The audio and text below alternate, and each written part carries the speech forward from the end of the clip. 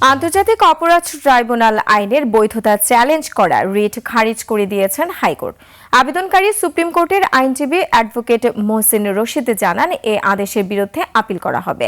এর আগে 1973 সালের আন্তর্জাতিক অপরাধ ট্রাইব্যুনাল আইন রহিত করার জন্য প্রয়োজনীয় নির্দেশনা চাওয়া হয়েছিল রিটে।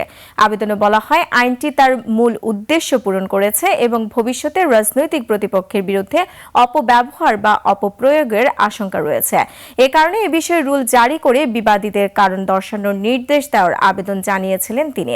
একই সঙ্গে রিটে দাবি করা হয়েছিল, আন্তর্জাতিক অপরাধ ট্রাইব্যুনাল আইন সংবিধানের বিভিন্ন বিধানের সঙ্গে সাংঘর্ষিক, তাই আইনটিকে অবৈধ ঘোষণা করে বাতিল করার নির্দেশনা চাওয়া হয়।